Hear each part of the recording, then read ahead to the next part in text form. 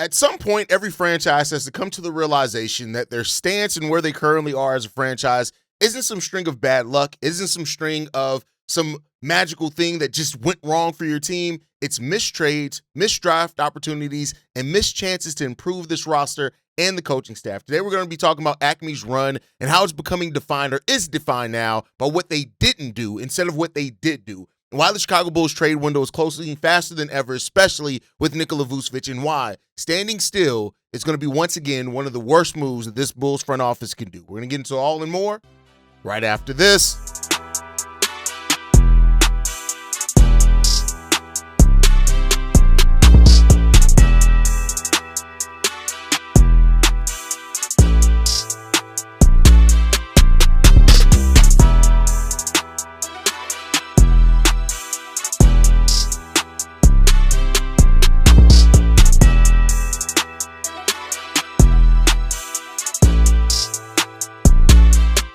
What's going on, Bulls fans? Welcome to another episode of Chicago Bulls Central, your number one spot for everything Chicago Bulls related. I'm the host there, Haize, but more importantly, you guys can follow the channel at Bulls Central Pod on every social media platform we happen to be on. With that said, let's go ahead and get into this content today, y'all, and I want to talk about this, man.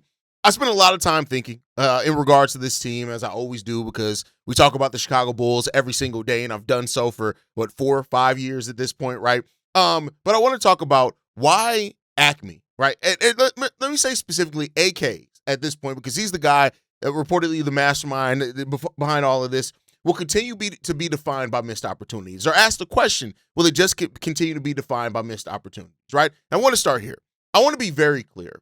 Trade rumors are the result of a lot of things. And not always are trade rumors meaning that a team missed on an actual opportunity for a trade. Sometimes trade rumors are drummed up by the writers looking for an angle. Sometimes trade rumors are floated out by players' agents looking to drum up some interest for their players. Sometimes, or for the clients, I should say. Sometimes it's things are floated out by other teams to kind of push the hand of another team or another move, right? So in no way am I saying that every trade rumor that we hear should be taken as if the Bulls don't do that trade, it means it's some huge missed opportunity where the Bulls turn down a trade, right? But when you look at the players that the Bulls are linked to, Daniel Gafford, Anthony Davis, Jonathan Kuminga, Giannis Antetokounmpo, Domantas Sabonis has been another name in there, right? There's been a number of names that the Bulls have been floated. Some more realistic, some not realistic, some that would be, minor upgrades in some senses and instances, some that would be more major, of course, with Giannis and Anthony Davis and those type of things. And while those rumors are not to be taken as 100% fact, right? When you look at it, there's no doubt that the Bulls are set up to make a move if they wanted to do so, and quite a sizable move. The Bulls have 7 players on expiring contracts with almost $70 million in that. They also have $20 million in trade exceptions. The Bulls not making a move to improve this team is organizational incompetence if they do not do that at this trade deadline. You will never, and I want to repeat here, the Bulls will never have an opportunity where all these things align. You look at sometimes front offices just dream to have one of these things, right? All the expiring contracts, future cap flexibility, no contract on your roster above $20 million after the season. Nikola Vučević is technically $21 million, but he's an expiring contract. He's part of that expiring, right? You have all your future draft picks. You have $20 million in trade exceptions that you can use as well to absorb salary without necessarily having to match it back, even though the Bulls can't go into the luxury tax, so they would have to at least stay under that part of it. There aren't very many teams that are ever this asset rich at the trade deadline. Yet, what do most people expect the Chicago Bulls to do? Not do shit. Right? Not do anything. And that's why I said this isn't just about the Sabonis, Giannis, AD rumors. This isn't about that, right? But it's about you using the opportunity to want to truly try to change your roster. For a long time, under that previous version of the team, when we had DeMar DeRozan, Zach LaVine, Alex Caruso, Lonzo Ball was out with injured, one of the reasons the Bulls could not be as flexible is because they just didn't have the flexible salaries. They had these large contracts through 3 players, and one of those players was out and ended up playing 70 games over a 4-year period, right? So you didn't have the flexibility there. Okay, you created flexibility. I'll give them that credit. What the Bulls did in trading Zach, trading DeMar, and I know people are going to say, well, they didn't get much back, but to get not long-term money back, it sets yourself up to do something, right? And even though that Zach LaVine trade, you end up getting one of the best assets you get back, and that is your own pick back, which then turns into Noah Essengate, more and draft pick stuff here in a second, right?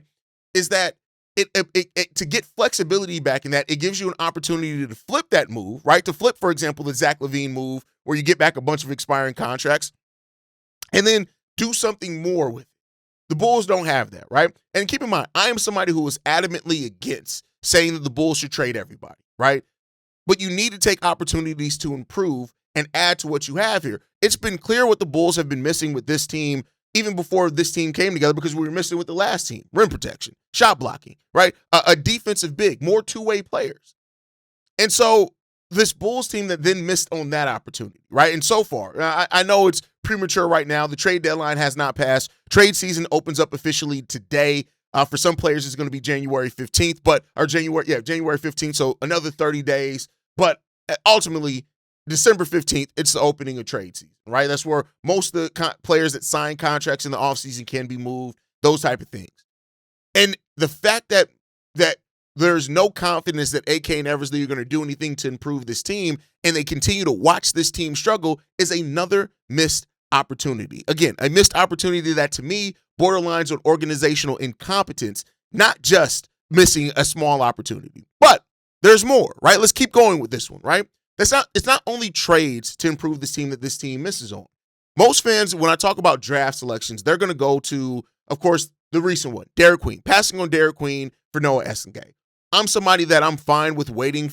If Noah ends up turning out best long-term, I mean, look at Derek Queen last night. I mean, for all that we talk about Vuce being bad defensively, Derek Queen could do nothing with Nikola Vučević guarding him. And Derek Queen ended up being held out of that game to scoring anything nearly effective as what he's been doing.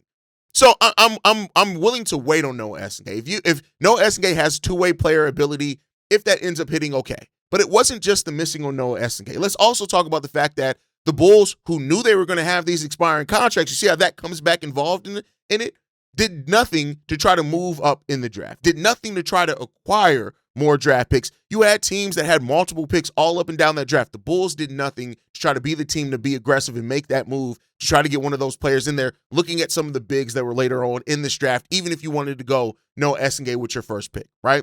But, of course, you look at the missed opportunities, the P. Will draft, the Dalen Terry draft, right? Like you passed on Walker Kessler, a player that you then could turn around and try to acquire this offseason. You missed on that player. You could have had him instead of Dalen Terry. Shout out to Dalen for being aggressive in last night's game and the last couple of games, honestly, right?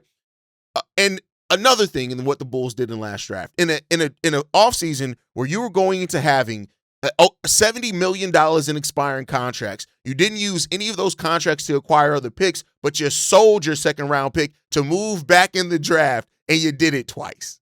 Like that. Like, let's just think about that. The team that traded that bought your pick from you and traded their pick, turn around and flip that to move further up into the second round and get a hell of a player. The Bulls, they could have did that, right? Like, it's those type of missed opportunities to be aggressive about improving your roster that keep hurting this team. But wait, there's even more, right? Let's talk about another missed opportunity by this team. Look at the coaches, right? Let's look at the history of Billy Donovan here with the Chicago Bulls. One winning season, multiple losing seasons, your record getting worse season after season until last year. Let's look at some of the coaches that are out there on the market with winning records, right? Taylor Jenkins is one of those guys. Mike Malone is one of those guys, right? Not to say that I think Mike Malone would necessarily be some huge change for this Bulls team. Taylor Jenkins, I love his offensive mind, but you have those coaches just sitting there with a winning record that have no jobs. Yet, Billy Donovan, a coach with one of the worst records over his tenure since the Bulls, when you look at records, he gets to hold on to his job. Not only that, he has gotten 2 contract extensions over this time. One that kicked in this year. I don't know. Doesn't even kick in until next year. That's what happens with that one, right? Reportedly a 3-year contract extension. This front office is defined by their missed opportunities. Say what you will about John Paxson, who had to ultimately admit that, hey, I just don't know how to improve this team anymore. The landscape of the NBA has changed. I'm not sure how to quite keep up with this one. We need somebody new in here. And then they went out and got AK. But when you go and look at AK in the start, since he took over this team, look at the opportunities that they hit on. Kirk Heinrich, Ben Gordon, Luol Deng, Derrick Rose, Taj Gibson. Like just look at that, right? And then look at how aggressive they had to get. Of course, he had his misses in that too. Trading LaMarcus Aldridge's draft pick for Tyrus Thomas was a miss. Marquise Teague was a miss, right? So, like, I'm not saying that everything went perfect for John Paxson, not saying that at all. But one thing that John Paxson did do, and you can go back and look at this in the history, he got aggressive about drafts. We got Ben Gordon and Luol Deng were in the same draft. After a trade with the Suns, Joakim Noah was technically drafted with one of the draft picks we traded in the Eddie Curry trade, if I'm not mistaken. And look, we had the control over the Knicks pick for years after that trade, right? And so that is the type of thing that you have to take advantage of. Those are the type of things that may go unnoticed until you go through the nitty-gritty, like, well, damn, we drafted this player. How did we end up getting that pick? We got that pick because of X. That's the type of thing that you look at and you have to realize, like, damn, that showed an aggression level and a focus from a front office that really, really wanted to win. And you don't have that here with AK. You don't have that here with Mark Eversley. You don't have that here with Billy Donovan. So when we talk about continued missed opportunities for this franchise to improve itself, this is the thing that defines AK, right? I can go back to one of those. Let's look at what I just said, what Paxson did in the Eddie Curry trade to get yourself, solidify yourself draft picks for a while. Let's flip that and look at this, right? The Bulls could have had an additional first-round pick when they signed and traded DeMar DeRozan, right? But because they didn't want to take Harrison Barnes back, they didn't get that first-round pick. They ended up getting a second-round pick back, right? I think it was that, or was it the Zach LaVine? I think it was the DeMar DeRozan trade. That is something that stands out so loudly there, right? Because that is an opportunity that Paxson would have taken, is taking on the bad salary to what? To stack that draft asset. We are not the problem with AK is not only the missed opportunities, it's the incompetence in realizing, hey, this could help me in the future. AK has no future vision. He is so caught up in the right now with every single move that he makes that he doesn't think about the future. He doesn't think about stacking assets. He doesn't think about the value of getting multiple draft picks back. He doesn't think about that, right? And that's part of the problem that lies here with this franchise is that you continue to miss opportunities. You continue to not be aggressive. You don't have a bank of anything. And that's something that frustrates a lot of Bulls fans and is going to continue to frustrate them as long as this front office continues to get this wrong. And so missed opportunities is what is the definition of this. I asked yesterday, what's the identity of Billy Donovan as a coach? And I made the joke that he's P. Will. He's basically the same personality as P. Will as a player. What's the identity? What's the thing that is the identity of this front office? It's the missed opportunities. We can talk about being content with being in the middle. I honestly think it does bother Arturas with being in the middle, but he's so caught up in missing so much and not being able to see foresight that he's never going to get out of it because he's so caught up in the right now. It's like walking and looking down at the ground while you walk. You have to look at what's ahead of you so you can plan, and AK and Eversley are not doing that, and that's what leads us to where we are right now, right? And one of those huge opportunities is the Nikola Vučević thing. Now, I don't think Vuce has great trade value. I want to be clear here, right? I think that we've seen Vuce's trade value rise and fall over seasons, right? But again, had you moved Nikola Vučević at the beginning of last season when he was actually cooking? Maybe. Now, the Bulls did try to move him at the trade deadline, couldn't find a suitor. But right now, Nikola Vučević is a negative asset for this team. We're going to go deeper into this because we got a voicemail from Shay on it. He's a negative asset for this ball club.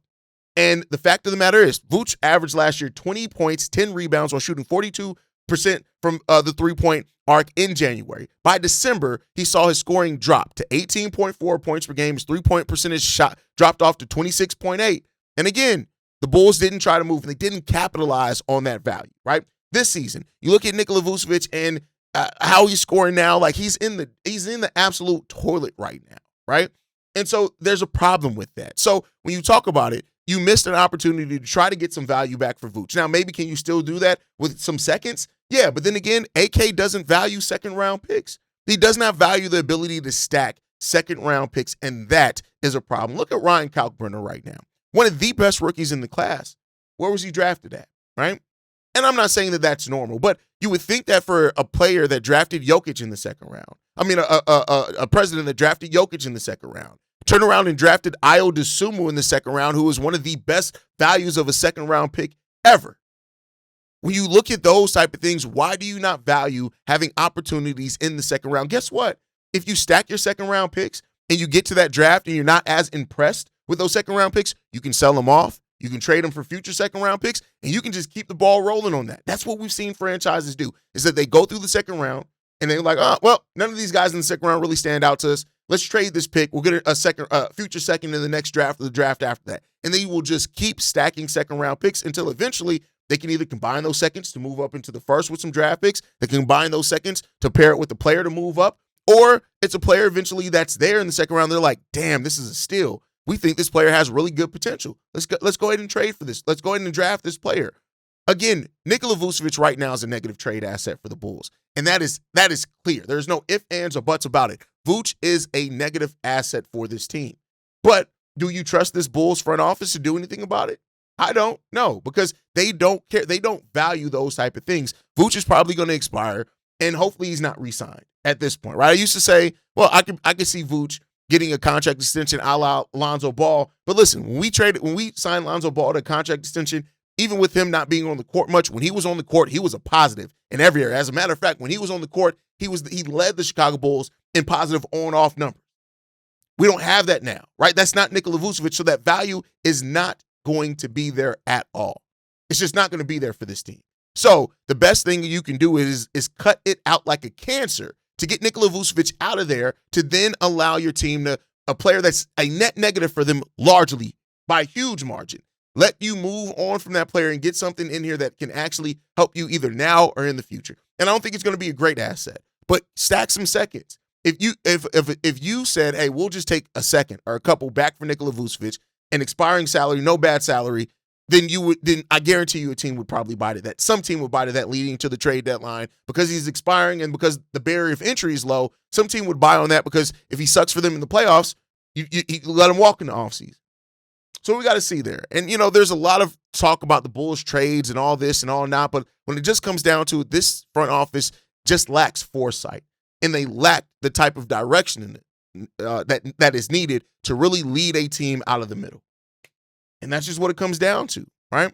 Now, before we get into the voicemail from Shay, I do want to talk about this article from Bleacher Report that labeled one trade every team should make at the trade deadline. For this one, they have the Bulls trading with the Minnesota Timberwolves, sending Kobe White to Minnesota for Rob Dillingham, Juan Behringer, and Leonard Miller. Now, this is kind of the trade that I talked about. This is basically the exact trade that I talked about.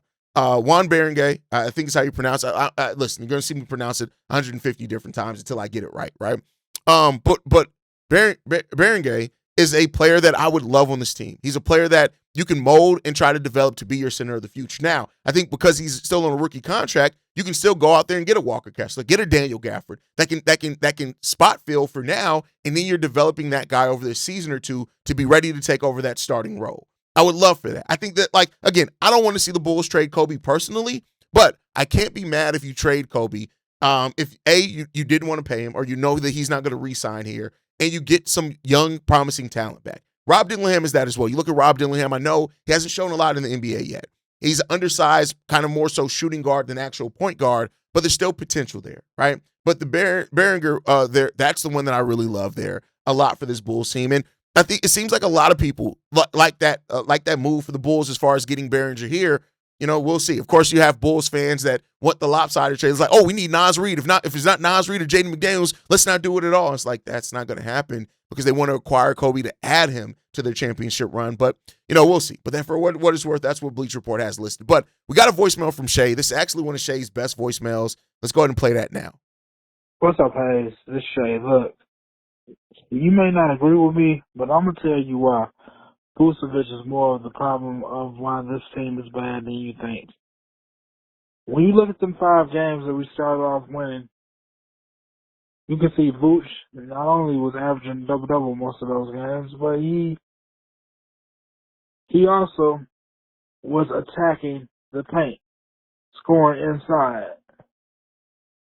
Even throughout the other years where we didn't look as bad as this, when your inside presence is not being an inside presence, now we already knew he wasn't a good defender, fine, whatever.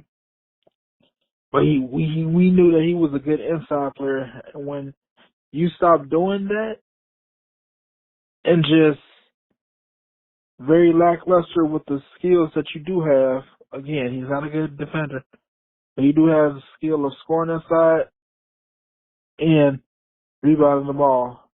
That tends to tear the whole team down, especially in critical moments. Now, I know people say, oh, rebounding is a team thing. Well, yeah, that is true, but at critical moments, we need our big man's strength to come alive. And I feel like Vooch has not only given up, but that has caused us to have a lackluster performance, which has affected us winning these games. Look, I'm not saying it's all on Vooch, but a big key factor, especially when the first 5 games you were scoring in the paint, and now we don't necessarily have that anymore. And then when you look at the offense, you were we were running, but you were a big factor in, right? Everybody was trying to double, and everybody was able to get open. Now, anyway, hey, tell me what you think if you decide to hear this piece. Okay, so I wanted to get into the actual numbers of this, right? So when you look at the first 7 games of the season for the Bulls, right? And I use the first 7 because there's a loss in there as well, right? We started 6-1. I wanted to get a loss in there and not just look at wins. Over the first 7 games of this season, Nikola Vučević was averaging 19.3 points per game. He was shooting 58% from the field, 48% from 3, right? Those are really, really good numbers for Nikola Vučević. He had a true shooting percentage of 69% was his true shooting percentage. Those are all really good things. He was averaging 12 rebounds a game as well over that stretch of time. Let's flip that and look at now the last 7 games for the Chicago Bulls, which has 1 win in there and a lot of losses. Over that period of time, Nikola Vučević is averaging 13.4 points per game. He's shooting the ball 42% from the field, 33% from 3, right? Those are all bad numbers, and he's only averaging 7.3 rebounds per game. There's no doubt that Nikola Vučević has fallen off, and he's fallen off bad. And then when you look at the shooting, now the shooting has actually, you said that he's not in the paint. He actually stays in the paint, right? His average distance from the goal over the first 7 games was 12.6 feet away from the basket. Now over the last 7 games, it's 12.3 feet away from the basket. So he's basically doing the same thing as far as the distance from the basket. The number of 3 frequency has not gone up any. Over the last 7 games, for example, he's averaging about 34% of his shots are coming from 3. Over the first 34.6% of his shots were coming from the 3-point range. So he's basically taking the same shots. He's just fallen off as far as efficiency very badly. Vooch is a bad basketball player. He's a net negative in this as well. Like, let's look at the first 7 games for the Chicago Bulls. When he was on the court, we were plus 25. As far as plus minus, we had a net rating of plus 5 and an offensive rating of 116, a defensive rating of 111, surprisingly enough. We were actually a better defensive team with him on the court than off. When he was off the court over those first 7 games, we actually had a defensive rating of 116. The higher number's worse, right? Now, when you look at the last 7 games for the Chicago Bulls, when he's on the court, we are negative 64 with a net rating of negative 15 and an offensive rating of 108 and a defensive rating of 124. When he's off the court, we are negative 7 with a net rating of 0.6. So almost even there as far as the net rating when he's off the court. And we have an offensive rating of 108 and a defensive rating of 109. Much better defensively. Nikola Vučević is a bad player right now for the Chicago Bulls. There's no doubt about that. And it has impacted how you guard the other players out there. He is hurting the progress for this team. There's just no doubt about it. There's no other way to cut around that. Can he fix it? We'll see. Hopefully he can lead into the trade deadline so we can actually get some dubs in here, but I don't have very much faith about it. But let's see what he does, man. But that's going to do it for today's episode. If you're frustrated, you're not alone. But frustration without direction is exactly where this team keeps up ending. Let me know what you guys think. Is it finally time for real change for this team? Or should it just be more of the same? Make sure you guys are subscribed. Hit that like button as well. You can follow us at Bulls Central Pod. You can send us any feedback, questions, comments, concerns. bullscentralpod@gmail.com. And lastly, if you want to leave a text message and our voicemail for the mailbag, the number to do so, 773-270-2799. We're the #1 spot for everything Chicago Bulls related. But that is thanks to you, lovely and beautiful people. And like I like to end every episode on, go Bulls. Love you guys. See you right if you can, y'all. Love you guys. Peace, man. This has been a presentation of the Break Media.